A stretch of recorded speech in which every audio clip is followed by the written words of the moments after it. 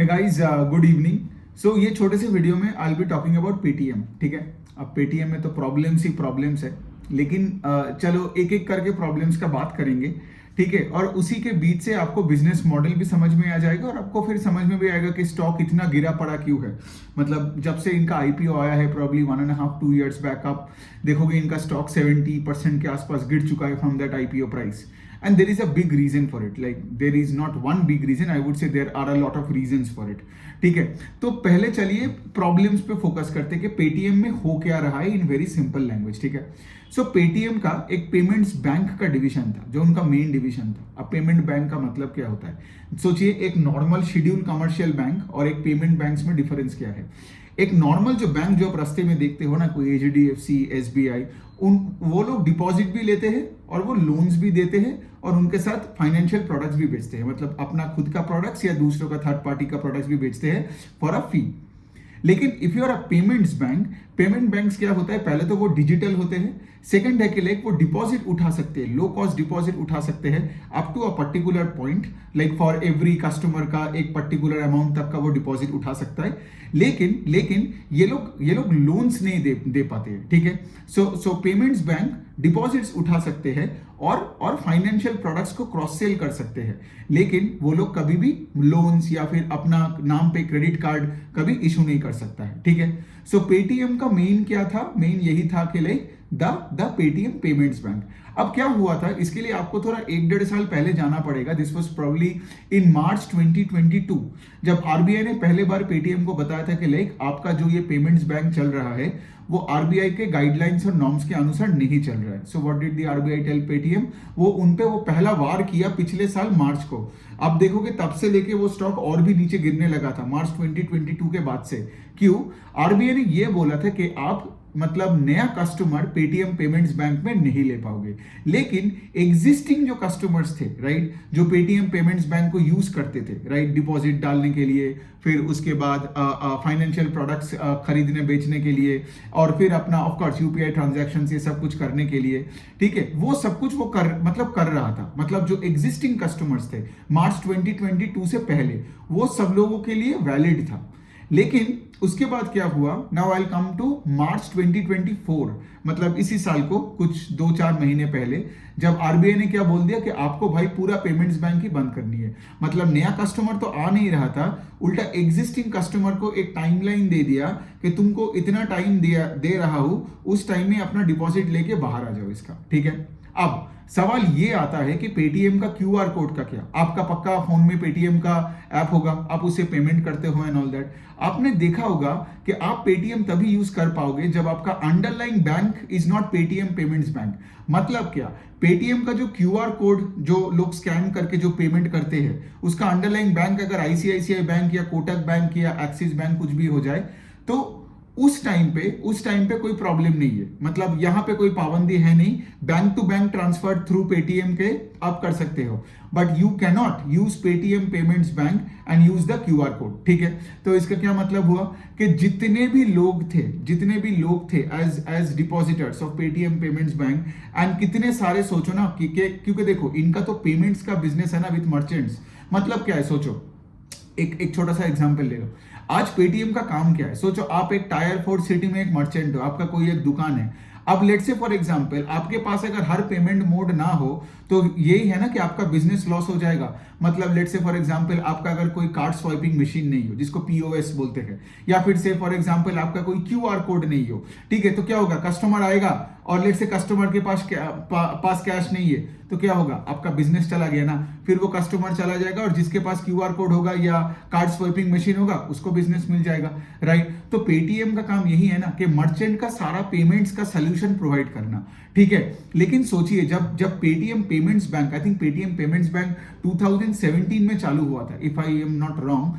सो जब से चालू हुआ था तो उन्होंने क्या कर रहा था, मर्चेंट्स का जो सारे पेमेंट्स है उनके साथ साथ मर्चेंट्स को भी तो बता रहा था कि भाई तुम यहाँ पे ही अपना डिपॉजिट रखो, बिकॉज जब तुम पैसा बना रहे हो, जब तुम कस्टमर से पैसा ले रहे हो, and when you want to do a deposit, do it with us instead of going to an HDFC bank and doing a deposit, है ना।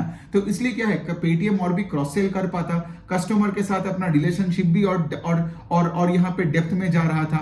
एंड व्हेन आई से customer, I mainly talk about merchants, मतलब दुकानदारों का बात हो रहा है, ठीक है। लेकिन सोचिए सडनली अगर आरबीआई आके बोलता है कि लाइक पूरा पेमेंट्स बैंक बंद करो, तो क्या हुआ, बहुत सारे मर्चेंट्स इनएक्टिव हो गए पेटीएम में। अब इनएक्टिव का क्या मतलब है, इनएक्टिव का मतलब ये है कि अभी वो पेटीएम छोड़ के दूसरे गूगल ऐप में लेट से अपना बिजनेस कर रहे हैं, मतलब वहां से पेमेंट कर रहे हैं। और यहाँ पे आप देखोगे बाजार में बहुत कंफ्यूजन है, जब से इनका जो ये पेमेंट्स बैंक का जब से आरबीआई ने बोला कि इसको बंद करनी है, तो बहुत लोगों को ये भी लगा कि लाइक शायद पेटीएम का ऐप भी नहीं चलेगा, जबकि उसके अंडरलाइंग बैंक कोई और हो, ठीक है। So the point that I am trying to say, इसके लिए यहाँ पे लाखों मर्चेंट्स क्या हो गया, इनएक्टिव हो गया।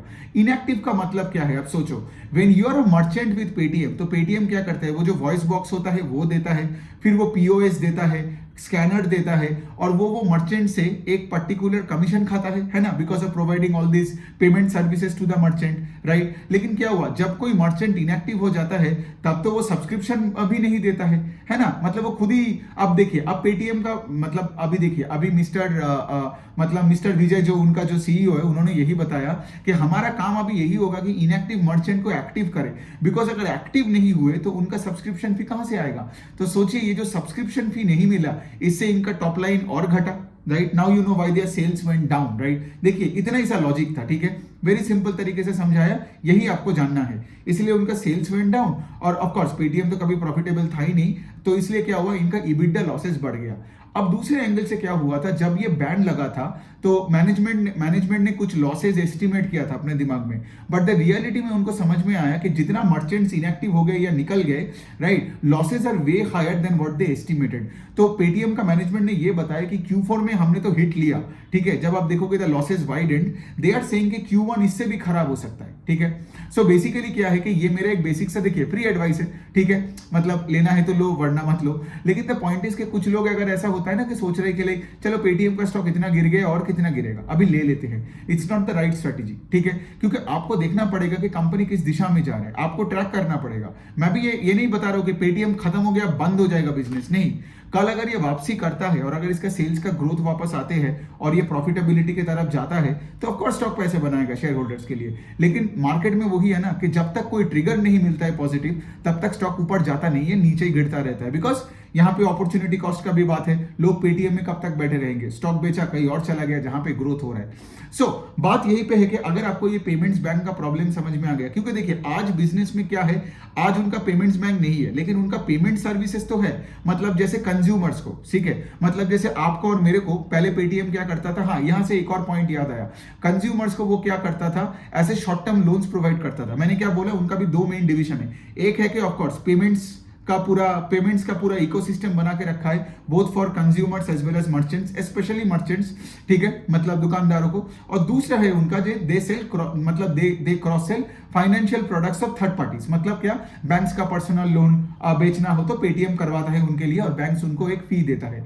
अब यहाँ पे भी कुछ प्रॉब्लम्स आया, ठीक है, आपने देखा होगा पिछले कुछ महीने पहले आरबीआई ने पर्सनल लोन पे रेड फ्लैग्स रेज किया, ठीक है, रेड फ्लैग्स रेज किया because of businesses like Paytm, जो ये बाय नाउ पे लेटर BNPL के नाम पे ये लोग क्या कर रहे हैं ना, किसी को भी लोन्स दे रहा था, मतलब ये जो छोटे छोटे टिकट साइज में लोन्स दे रहा था। तो पेटीएम को क्या करना पड़ा, पेटीएम को इस डिवीजन को भी रोकना पड़ा, ठीक है। मतलब अभी वो क्या बोल रहा है, अभी उसने क्या किया, वो मॉडल ही बदल दिया, मतलब फ्रॉम अ कंज्यूमर पर्सपेक्टिव वो जो छोटे छोटे लोन्स जो देते थे लेट्स से ऐसे कस्टमर्स को जिनका लेट्स से कोलैटरल नहीं होता था, वो देना बंद कर दिया, ठीक है।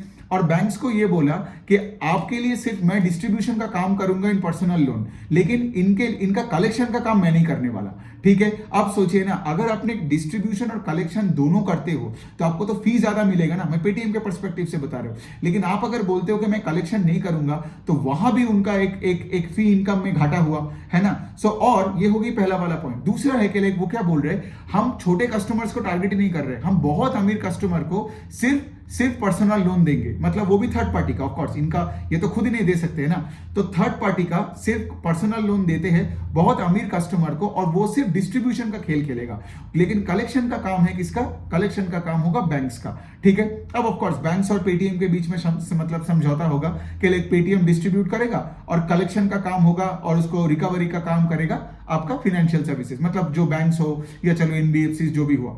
अब ये हो गया पहला वाला पॉइंट कि ये लोग क्या कर रहे हैं, ये लोग कलेक्शन से अपना मुंह फेर लिया, जो कि मुझे उतना अच्छा नहीं लगा कि ठीक है, मतलब इसका मतलब क्या कि आप जिन जिन को पहले लोन्स देते थे, राइट, मतलब आपको पता है कि वहां पे और प्रॉब्लम्स निकलने वाला है, इसलिए आपने क्या किया, अपने हाथ खड़ा कर दिया और बैंक्स को बोला कि भाई कलेक्ट तुम कर लो, मैं तो सिर्फ डिस्ट्रीब्यूट करूंगा। दूसरे साइड में लेकिन एक और बात है, पेटीएम का कॉन्फिडेंस ज्यादा है जब आप देखोगे वो डील करता है मर्चेंट्स के साथ, क्योंकि देखो इनका तो पेमेंट्स का सर्विसेज दो टाइप को देते हैं, मर्चेंट्स और कंज्यूमर्स। कंज्यूमर्स मतलब आप में जैसे लोग, लेकिन मर्चेंट्स मतलब कोई दुकानदार। अब पेटीएम का कहना है कि सिंस मर्चेंट्स का सारा ट्रांजैक्शन वो देख पाता है, तो मर्चेंट्स के लिए अगर मैं कोई पर्सनल लोन दे रहा हूं, ठीक है, तो उसका कलेक्शन का जिम्मेदारी हम ले सकते हैं, लेकिन कंज्यूमर के लिए हम नहीं लेंगे।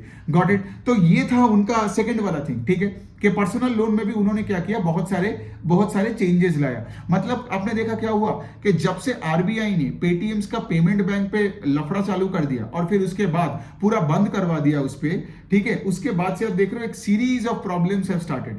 अब इसके वजह से क्या हुआ, अब देखिए एक और लॉजिक मैं बताता हूं, कोई भी कंपनी हो दुनिया का, फाइनेंशियल नॉन फाइनेंशियल, वो आपको समझ में आए नहीं समझ में आए फर्क नहीं पड़ता है, लेकिन कोई कंपनी अगर लेट से अपना सेल्स फोर्स को घटा रहा है, सेल्स मतलब एम्प्लॉयज को घटा रहा है, और दूसरे साइड में अपना मार्केटिंग एक्सपेंस घटा रहा है, मतलब वो क्लियरली बता रहा है कि आगे और प्रॉब्लम आने वाला है, और पेटीएम में ये दोनों चीजें आज चल रहा है। तो पेटीएम को मैनेजमेंट ने यही बताया कि लाइक उनका जो मार्केटिंग खर्चा है जो वो हर क्वार्टर में करता है, Q4 में हाफ किया उसका, ठीक है, मतलब क्या, मार्केटिंग एक्सपेंसेस भी घटा दिया। और दूसरे साइड में अगर आप देखोगे, जैसे मैंने बताया कि राइट, उनका जो, क्योंकि देखिए अगर आप एक छोटे दुकान भी खोलते हो ना, तो आप देखोगे 1 2 3 4 दिन में एक पेटीएम का बंदा आ जाता है और आपको बोलते हैं कि ये बॉक्स ले लो, ये आपका पीओएस मशीन ले लो, ये ले लो, वो ले लो, राइट। तो वो तो सेल्स एम्प्लॉय है ना पेटीएम का, पेटीएम को उसको हायर करना पड़ता है। लेकिन इन्होंने क्या किया, सिंस इतने सारे बिजनेसेस और इतने सारे मर्चेंट्स इनएक्टिव हो गया, तो उनको लगा भाई तो मतलब ऑन ग्राउंड इतने सेल्स एम्प्लॉयज रख के हम क्या करेंगे, तो उनको भी घटाना चालू कर दिया। और कंपनी का सीईओ का कहना यही था कॉन कॉल में कि लाइक आगे जाके सब रिकवरी होगा, ये होगा, वो होगा, सब वापस आएगा, लेकिन मुझे कोई क्लैरिटी नहीं मिला इसमें, ठीक है। दे आर लाइक Q1 के बाद मतलब हम लोग मतलब बॉटम से फिर से ऊपर आने लगेंगे, दिस एंड दैट, बट कोई क्लैरिटी नहीं था।